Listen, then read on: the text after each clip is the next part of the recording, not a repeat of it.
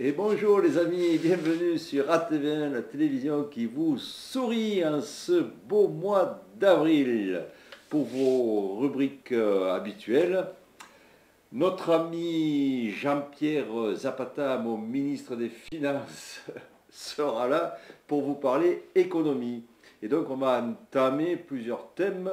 Ça sera un retour à la crise, à l'origine de la crise, parce que nos politiques tentent toujours de nous faire avaler la pilule et de nous faire endosser la responsabilité de cette crise. On serait des feignants, on ne travaille pas assez, on vit au-dessus de nos moyens. Et vas-y que je te remplisse la musette pour nous faire les poches.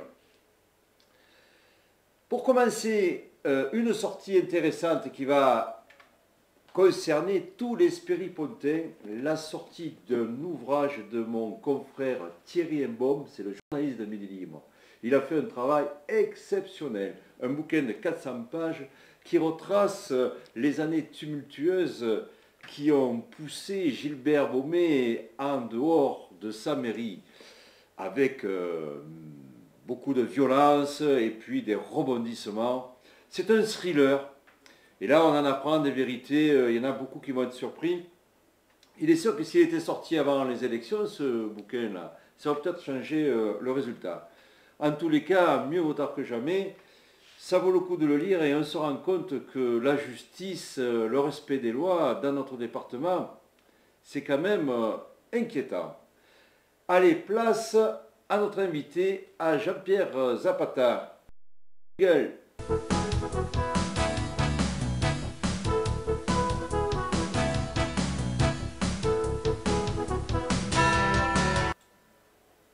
Alors, on revient à l'origine de la crise. Comme nous avions dit, la seule et vraie raison, c'était dans les années 2005. En effet, nos banques se sont risquées sur le marché immobilier américain et en achetant des titres d'apparence rentable, les subprimes. Ces fameux subprimes qui n'étaient rien d'autre que des crédits à taux variable destinés à favoriser l'accès à la propriété à tous les ménages américains, même les plus démunis. C'est ça, hein, Jean-Pierre? Alors, c'est des crédits à taux variable, à taux révisable, à différé d'amortissement. Enfin, c'est suffisamment compliqué pour ceux qui signent, mais les gens sont très contents de signer, d'autant plus que la banque, elle, eh bien, elle octroie des financements en fonction de la valeur du bien acheté et pas du tout de la capacité de remboursement des gens. Pourquoi elles font ça? Elles font ça parce qu'aux États-Unis, si vous ne payez pas une mensualité, vous êtes expulsé en 3 jours, manu militari, dont la banque se dit, qui est assoiffée d'argent, la banque, hein, qui n'est pas là pour gérer ou pour satisfaire vos objectifs. La banque se dit, ils vont payer pendant 1 an et demi parce qu'il y a un différé d'amortissement. Après, s'ils ne peuvent plus, on récupère le bien et on le vend une nouvelle fois, etc. C'est comme ça que ça se passe. Alors, Et c'est comme ça que ça s'est passé. quand le taux réel tombe au bout d'un an, 1 an et demi, 2 ans, évidemment, la mensualité qui d'un coup prend des proportions énormes n'est plus supportable. On les met dehors, on récupère le bien. Tant et si bien qu'il y a eu tellement de maisons sur le marché qu'elles ont perdu leur valeur. Ça a été la dégringolade, au point que même les ménages qui étaient encore capables d'honorer leurs créances, eh bien eux aussi sont partis, parce que pourquoi payer une maison 300 000 dollars estimée au départ qui n'en vaut plus que 90 000. Et ça a été l'effondrement.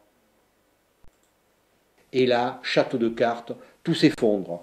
Et c'est ce qu'on a appelé les subprimes. Les subprimes, c'est des titres qui n'ont plus aucune valeur parce que les maisons qui ont été financées ne valent plus rien. Il y en a tellement sur le marché que ça ne vaut plus rien. Donc ça s'effondre. Et oui, ça s'effondre.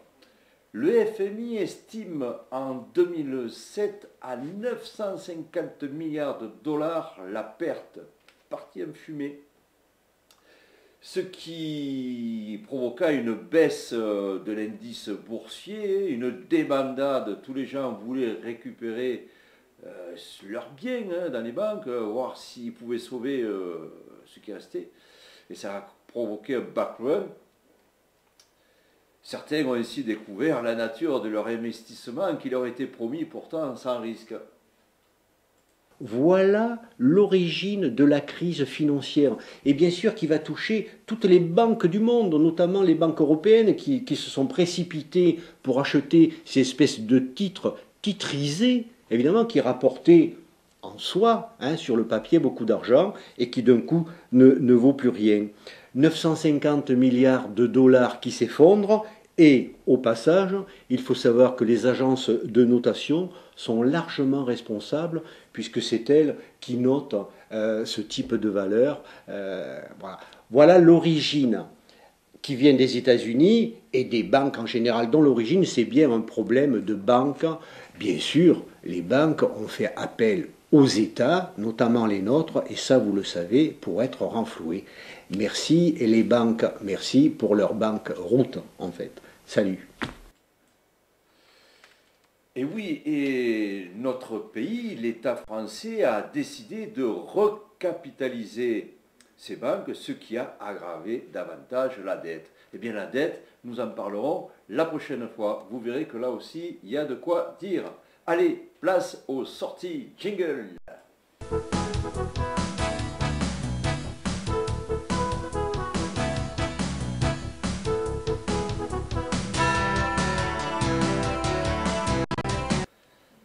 Eh bien, on en a parlé la semaine dernière, c'est toujours d'actualité, c'est ce dimanche 6 avril, la fête, la journée de l'Olivier à Saint-Paulé-de-Quesson. Bonne annonce!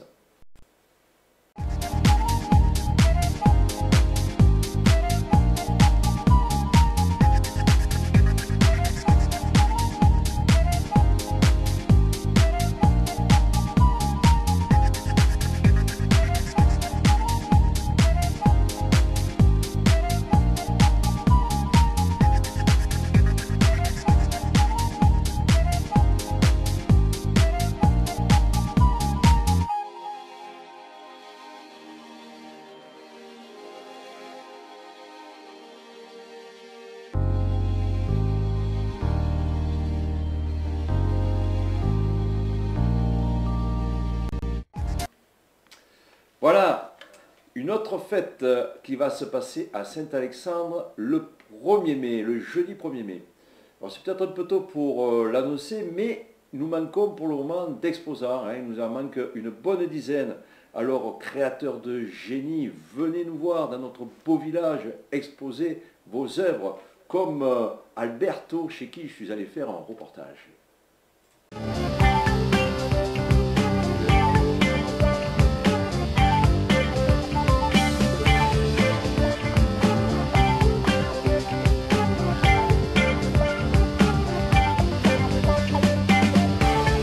Voilà, donc des vieux outils que nos ancêtres ont fabriqués eux-mêmes, avec leurs mains.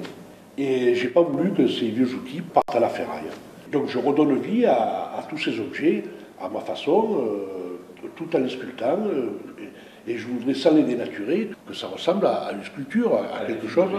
Par exemple, ce lapin a été fait avec 2 pioches, avec des outils de cordonnier. Cet avion a été fait avec des vieilles bougies, avec un marteau de soudeur et des lames d'une charrue. Ce chat a été fait avec un fer à cheval et une vieille clé à molette. Et les guerriers sont faits avec des vieilles pioches. Vous avez le charlot qui a été fait avec une vieille bêche, avec des boules de pétanque, la canne qui est faite avec un crochet de lit. Vous avez le caïman qui est fait avec une vieille râpe de maréchal Ferrand.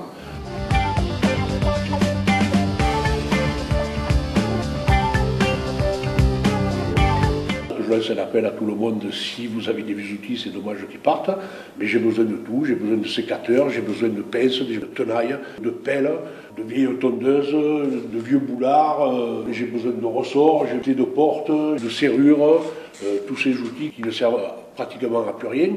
Or maintenant, ils servent à redonner vie à mes sculptures, quoi. J'en ai fait ma passion depuis très longtemps, Et je ne trouve pas suffisamment d'outils pour pouvoir m'exprimer à fond, quoi. Tout en restant dans ce petit gabarit. Après, j'ai d'autres idées.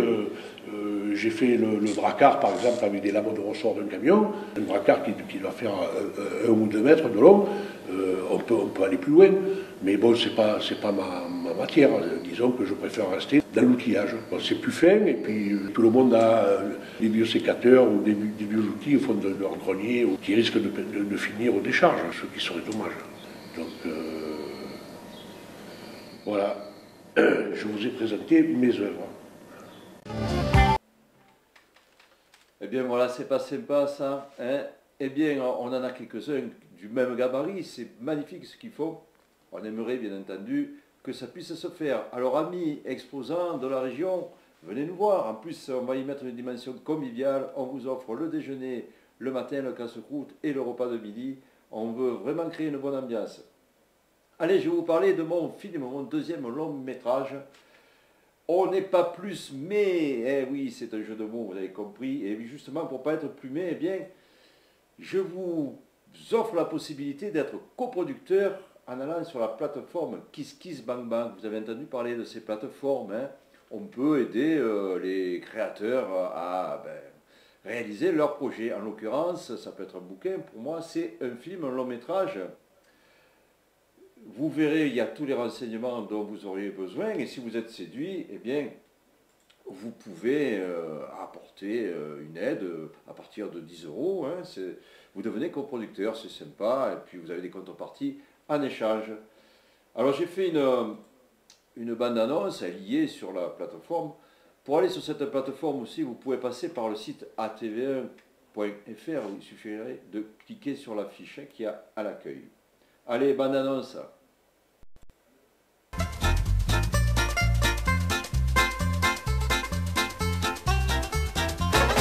Amis coproducteurs, avec grand plaisir, j'aimerais vous associer à ce projet de film, un long métrage un peu particulier, puisqu'il permettrait le retour d'immenses comédiens comme... Bonjour. Je me suis dit, je suis parti trop tôt. Va falloir que je reprenne mon vélo parce que je pense qu'il serait temps de revenir. Ah ben je vais rentrer au bercail. Ah ben dis donc. Ou bien...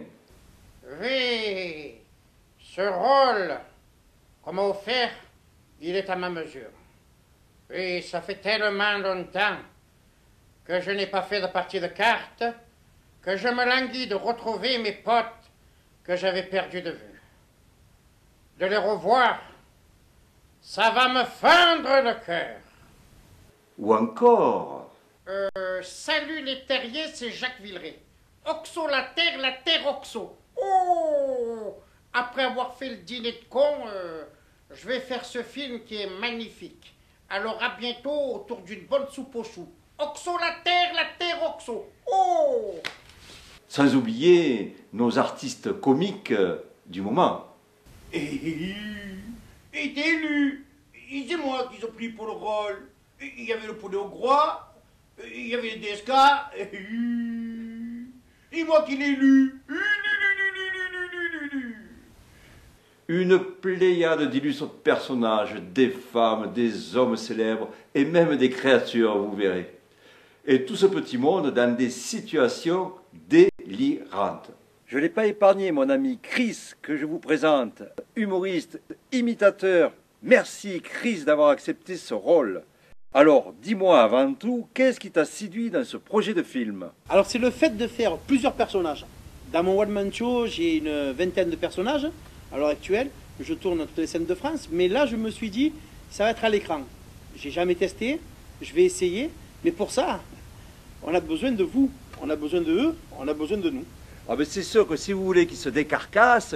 Alors, pour que je me décarcasse, comme dirait ta témérité, il n'y a pas marqué bécasse. Vous nous rejoignez, et on fait les fous, et on filme tout. Et dites donc... Eh bien, on devrait bien s'amuser. Et vous aussi, si vous adhérez à ce projet. Pour nous soutenir, rendez-vous sur la plateforme de financement KissKissBankBank, où vous trouverez d'autres informations qui devraient certainement vous intéresser. De notre côté, on est prêt. Le tournage commencerait début juin 2014, si tout va bien. On vous tiendra au courant, bien entendu. Au revoir. Eh bien voilà, vous savez tout. Pour le moment, on a récolté environ 1500 euros. Bon, on a mis la barre à 7800 euros pour le tournage. Ça nous permettrait d'avoir une petite équipe restreinte, mais bon, qui permettrait pendant 10 jours de faire ce film. Merci d'avance, hein, on en reparlera au fur et à mesure des JT. Eh bien écoutez, ce JT du mois d'avril s'arrête. Je vous rappelle la sortie du bouquin de mon ami Thierry Imbaume, que je recommande particulièrement aux Spiripontains. Ils vont en apprendre des vertes et des pas mûres, mais c'est passionnant, c'est écrit comme un thriller. Il y a de quoi en faire un film et je pense que je vais peut-être essayer de le scénariser lui aussi. Bon les amis, passez une bonne semaine, une bonne fin de semaine. Je vous dis à très bientôt. Je n'ai pas encore défini la fréquence des JT, hein, des journaux. Bon, pour le moment, je le fais au fur et à mesure de l'actualité. Au revoir les amis.